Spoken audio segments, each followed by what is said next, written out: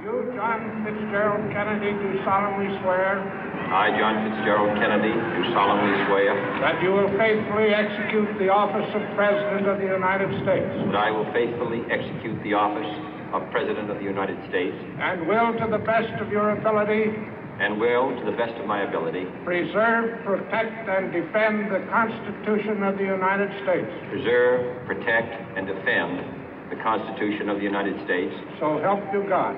So help me God.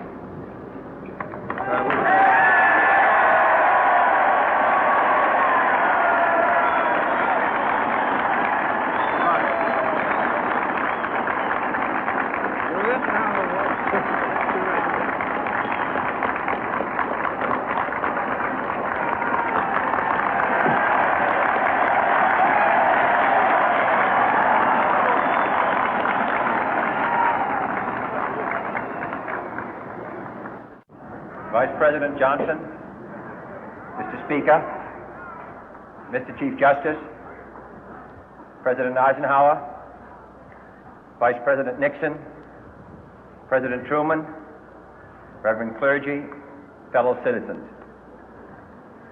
We observe today not a victory of party, but a celebration of freedom, symbolizing an end as well as a beginning, signifying renewal as well as change. For I have sworn before you and Almighty God the same solemn oath our forebears prescribed nearly a century and 3/4 ago. The world is very different now, for man holds in his mortal hands the power to abolish all forms of human poverty and all forms of human life. And yet the same revolutionary beliefs for which our forebears fought are still at issue around the globe.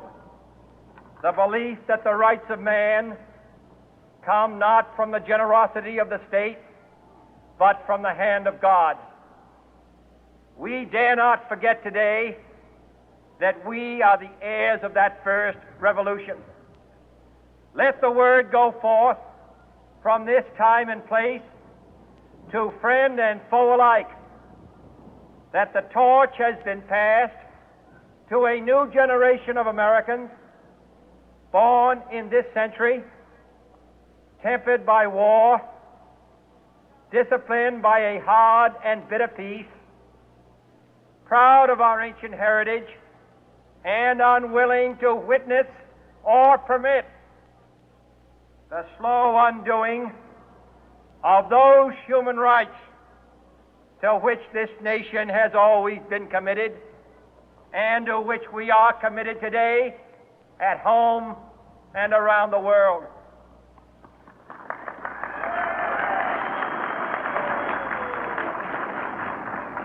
Let every nation know, whether it wishes us well or ill, that we shall pay any price, bear any burden, meet any hardship, support any friend, oppose any foe to assure the survival and the success of liberty.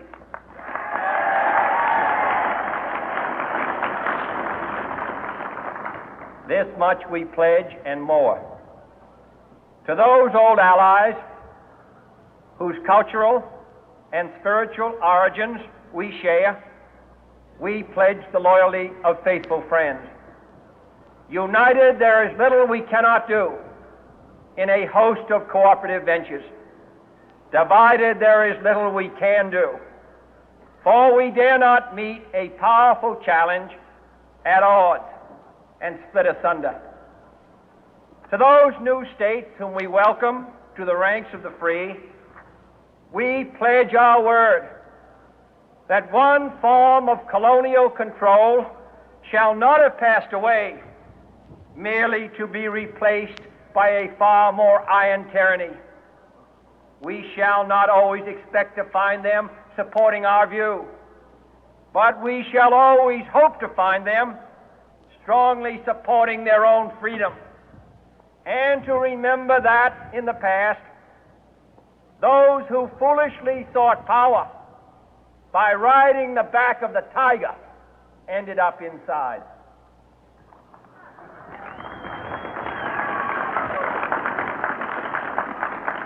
To those people in the huts and villages of half the globe struggling to break the bonds of mass misery, we pledge our best efforts to help them help themselves for whatever period is required, not because the communists may be doing it, not because we seek their votes, but because it is right.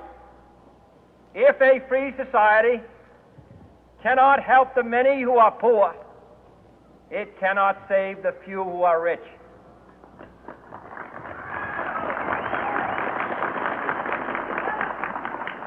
To our sister republics south of our border, we offer a special pledge to convert our good words into good deeds, in a new alliance for progress, to assist free men and free governments in casting off the chains of poverty.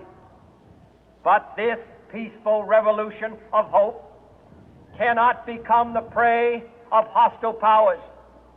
Let all our neighbors know that we shall join with them to oppose aggression or subversion anywhere in the Americas.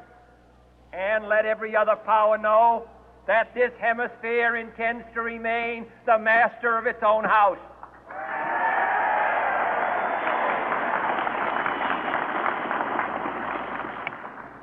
To that World Assembly of Sovereign States, the United Nations, our last best hope, in an age where the instruments of war have far outpaced the instruments of peace, we renew our pledge of support to prevent it from becoming merely a forum for invective, to strengthen its shield of the new and the weak, and to enlarge the area in which its writ may run.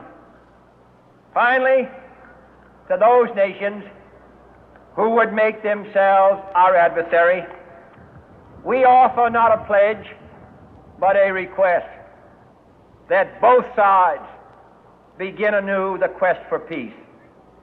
Before the dark powers of destruction, unleashed by science, engulf all humanity in planned or accidental self-destruction, we dare not tempt them with weakness, for only when our arms are sufficient beyond doubt can we be certain beyond doubt that they will never be employed. But neither can two great and powerful groups of nations take comfort from our present course, both sides overburdened by the cost of modern weapons, both rightly alarmed by the steady spread of the deadly atom, yet both racing to alter that uncertain balance of terror that stays the hand of mankind's final war. So let us begin anew, remembering on both sides that civility is not a sign of weakness, and sincerity is always subject to proof. Let us never negotiate out of fear, but let us never fear to negotiate.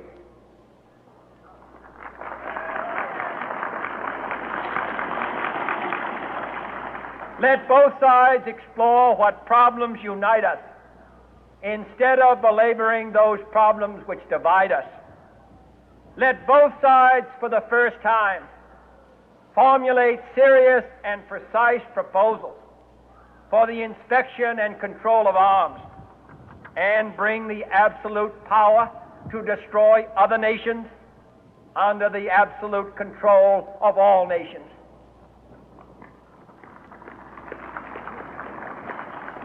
Let both sides seek to invoke the wonders of science instead of its terrors.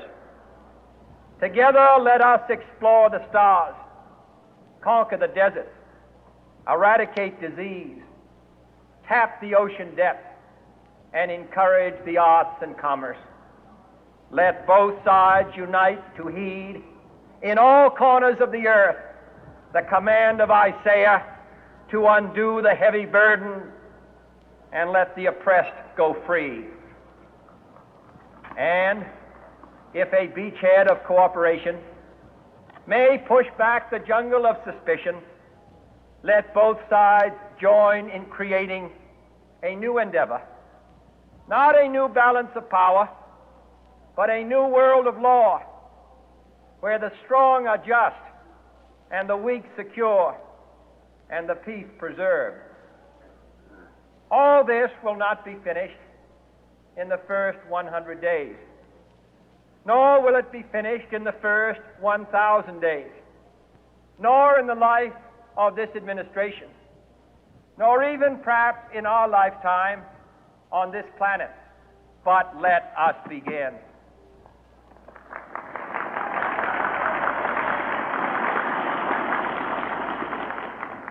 In your hands, my fellow citizens, more than mine, will rest the final success or failure of our course. Since this country was founded, each generation of Americans has been summoned to give testimony to its national loyalty. The graves of young Americans who answered the call to service surround the globe. Now the trumpet summons us again, not as a call to bear arms, though arms we need, not as a call to battle, though in battle we are, but a call to bear the burden of a long twilight struggle, year in and year out, rejoicing in hope, patient in tribulation, a struggle against the common enemies of man, tyranny, poverty, disease, and war itself. Can we forge against these enemies a grand and global alliance, north and south, east and west, that can assure a more fruitful life for all mankind? Will you join in that historic effort?